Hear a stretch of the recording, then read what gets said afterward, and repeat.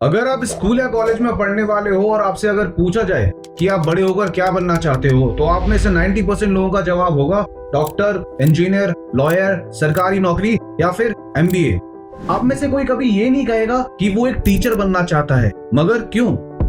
ऐसा क्या हुआ कि कुछ ही सालों में टीचर इतना अंडररेटेड प्रोफेशन बन गया? आज का मेरा वीडियो उस पर ही है। हाय, दिस इज राहुल चतुर्वेदी और आप सभी का स्वागत करता हूं मेरे YouTube चैनल ह्यूमन मैनेजमेंट के एक और नए वीडियो में, जिसका टॉपिक है teacher, the most underrated profession.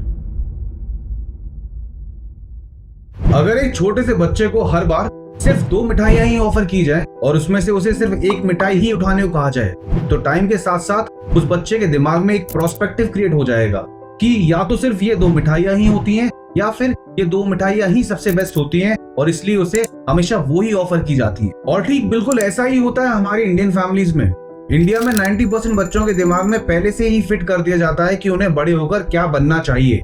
Mostly Indian kids को उन्हें खुद की करियर चॉइस या करियर गोल समझने का कभी मौका ही नहीं दिया जाता। फिल्म इंडस्ट्री में एक से बढ़कर एक मूवी जो कि रियल लाइफ इंसिडेंसेस या फिर रियल लाइफ सब्जेक्ट से इंस्पायर होकर बनी है, ताकि वो लोगों तक एक अच्छा मैसेज पहुंचा सके और सोसाइटी के काम आ सके। पर लोग उन मूवीज को देखकर 4 लोगों में उस मूवी को अप्रिशिएट करने की जगह ज्यादा इंटरेस्टेड होते हैं दूसरी मूवीज को क्रिटिसाइज करने में। 15 साल पहले हमारे एजुकेशन सिस्टम और स्कूल्स के टीचिंग स्टाइल पर डायरेक्ट उंगली उठाने वाली एक मूवी बनी थी, 3 इडियट्स। नहीं सर, मैं आपको इंजीनियरिंग नहीं पढ़ा रहा था सर, वो तो आप मुझसे बेहतर जानते हैं। मैं तो आपको ये पढ़ा रहा था कि पढ़ाते कैसे, जो कि बहुत ही बड़ी हिट साबित हुई थी। मगर मूवी के कुछ टाइम बाद ही सारे एंटरटेनमेंट की तरह लोगों ने उसे भी भुला दिया। आज भी हमारा एजुकेशन सिस्टम और टीचर्स के पढ़ाने का तरीका ज्यों का त्यों है। किसी ने भी उसे थोड़ा सा भी बदलने का नहीं सोचा। बच्चों के शैतान करने पर सिर्फ उनकी पिटाई करना गलत है। बच्चों को मारना बड़ा ही नेगेटिव इंपैक्ट क्रिएट करता है उनके दिमाग पर। कई बच्चे बार बार ऐसा फेस करते करते रिपल्सिव भी हो जाते हैं। बच्चों को काउंसलिंग की जरूरत होती है, ना कि पिटाई की। हर स्कूल में स्टूडेंट काउंसलिंग सेशंस या स्टूडेंट काउंसलर का होना बहुत जरूरी है, ताकि हर बच्चे को उसके कैलिबर के हिसाब से काउंसलिंग मिल सके। स्कूल्स का मेन फंडा है सिर्फ बिजनेस करना। माना एजुकेशन आज हमारे देश में सिर्फ बिजनेस की तरह ही लिया जाता है, पर अगर पेरेंट्स के पैसे का रिटर्न देने का स्कूल्स अगर थोड़ा सा भी सोचे तो लॉन्ग रन में स्कूल के बच्चों का सक्सेस काउंट लाइफ में जरूर बढ़ जाएगा। वैसे सर, स्कूल के बाहर जब जिंदगी इम्तिहान लेती है तो सब्जेक्ट वाइज नहीं लेती। स्कूल में 10 तक आते आते पहले से ही डिसाइडेड होता है कि कौन सा बच्चा साइंस लेगा और किसको मजबूरी में कॉमर्स लेना पड़ेगा, क्योंकि ज्यादातर कॉमर्स वही बच्चे लेते हैं जो एक्चुअल में पढ़ाई में वीक होते हैं। ऐसा स्कूल में माइंडसेट है, जिसको शायद ही कभी बदलने का आज तक किसी ने भी ट्राई किया होगा। साइंस लिया बच्चा या तो इंजीनियर बनेगा या फिर डॉक्टर। इनके अलावा बाकी सारे प्रोफेशंस लोगों के दिमाग में सिर्फ सेकेंडरी होते हैं। हर किसी की लाइफ में एक टाइम होता था जब स्टूडेंट सिर्फ टीचर्स के ही इर्द गिर्द होते थे और उनको इम्प्रेस करने में दिन भर लगे रहते थे। पर वही प्रोफेशन एक टाइम के बाद लोगों की करियर ऑप्शन लिस्ट में से हमेशा के लिए हट जाता है। क्यों? लोगों के बीच में आज तक और अभी तक सक्सेस की डेफिनेशन सिर्फ पैसा है और टीचर्स को ज्यादा पैसा नहीं मिलता। ये भी एक बहुत बड़ा रीजन है इस जॉब के अंडररेटेड होने का। ग्लासडोर पर टीचर्स की सैलरी इंफॉर्मेशन के हिसाब से एक टीचर की एवरेज सैलरी 15,000 से 16,000 इंडियन रुपीस है। ये एक एवरेज सैलरी है और काफी टीचर्स इससे भी नीचे सैलरी में काम करते हैं। जैसे तैसे करके Tier 3 और Tier 4 सिटीज में इतनी सैलरी में फिर भी काम चल जाता है, पर वहीं Tier 1 और Tier 2 सिटीज में तो आधी से ज्यादा सैलरी घर का रेंट देने में ही खत्म हो जाती है। बहुत सारे टीचर्स का तो ये भी कहना है कि अब स्कूल नहीं रहे, सबके सब टीचर माफिया बन चुके हैं। ये टीचर्स को सिर्फ अंडर पे ही नहीं करते, बल्कि कई महीनों तक उनकी सैलरी भी नहीं देते और परेशान होकर अपने पैसे मांगने पर कई बार उन्हें स्कूल से ही निकाल देते हैं। और जहां पर हमारे देश का सिस्टम भी उन टीचर्स की ठीक से मदद नहीं करता। अभी हाल ही में लॉयर्स क्लब इंडिया पर एक टीचर के हस्बैंड ने इंक्वायरी पोस्ट की ताकि किसी लॉयर से हेल्प मिल सके। उस इंक्वायरी में लिखा था उसकी वाइफ गुड़गांव में एक प्राइवेट स्कूल में काम करती है और उसे 3 महीने से सैलरी नहीं मिली।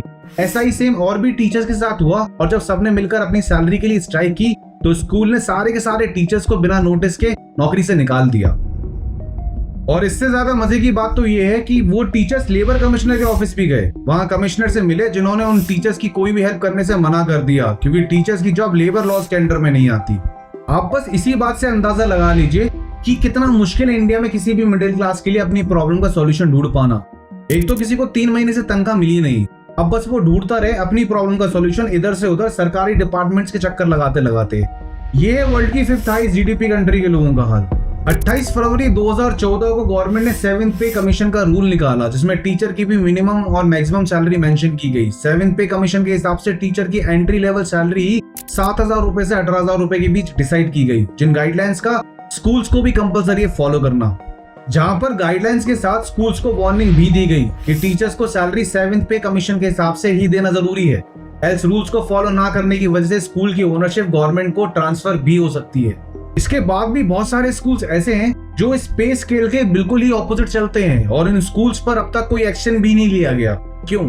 अभी भी इंडिया में ऐसे स्कूल है जहां पर टीचर्स की एंट्री लेवल सैलरी 1500 रुपए महीने है। इतने पैसे में तो आज की डेट में Tier 3 सिटी में एक कमरा भी किराए पर नहीं मिलता। बात सिर्फ यहाँ तक ही नहीं, इतनी कम सैलरी देने के बाद भी कई टीचर्स का तो ये भी कहना है कि उन्हें प्रिंसिपल कभी कभी अपने घर का सामान लेने के लिए भी भेज देते हैं। इतनी कम सैलरी होने के बाद अक्सर ओवर टाइम करना और घर पर हर रोज लेट पहुंचना उनकी जॉब को और भी सैचुरेटेड बनाता है।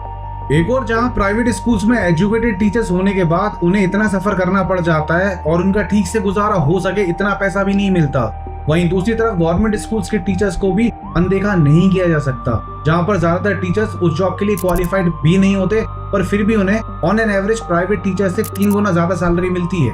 ये गवर्नमेंट स्कूल के टीचर का वीडियो देखिए जहां उनको जनवरी की स्पेलिंग लिखने को कहा जा रहा है। जनवरी लिखे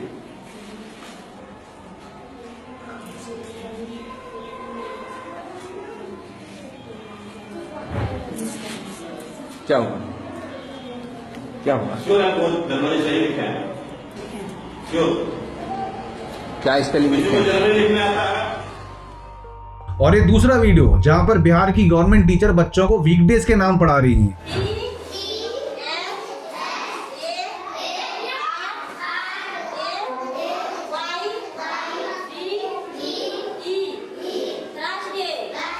ये तो बस अभी वीकडेज के नाम है, एक बार फ्रूट्स के नाम पर भी ध्यान दीजिए।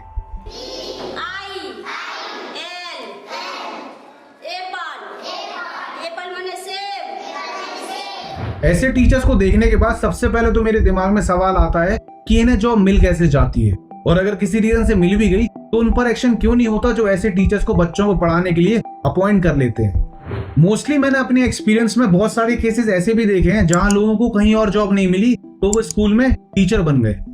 टीचर एक जॉब नहीं, एक रिस्पॉन्सिबिलिटी है। जैसे एक बॉर्डर पर खड़ा जवान एक रिस्पॉन्सिबिलिटी होता है जिसकी वजह से सब अपने घरों में आराम से सोते हैं, ये सोचकर कि हाँ, इंडियन आर्मी में जिम्मेदार और काबिल लोगों को ही लिया जाता है। वैसे ही सेम रेपुटेशन है इस जॉब टीचर की, जहां स्कूल में अपने बच्चों को भेजने के बाद पेरेंट्स ये सोच सके कि हाँ, स्कूल में पढ़ रहा उनका बच्चा सही लोगों के बीच है और उसकी एजुकेशन में कोई कमी नहीं रखी जाएगी। इंडियन स्कूल सिस्टम और इंडियन एजुकेशन का फॉल्ट ये है कि स्कूल में सिर्फ पढ़ाई ही होती है। टीचर सिर्फ बच्चों को नंबर्स के लिए ही पुश करते हैं, पर एक्चुअल में टीचर्स का काम पढ़ाने के साथ साथ बच्चों का पैशन पता करके उनके पेरेंट्स को गाइडेंस देना भी होना चाहिए। क्योंकि किसी महापुरुष ने कहा है कि कामयाब होने के लिए नहीं, काबिल होने के लिए पढ़ो। सक्सेस के पीछे मत भागो, एक्सेलेंस का पीछा करो।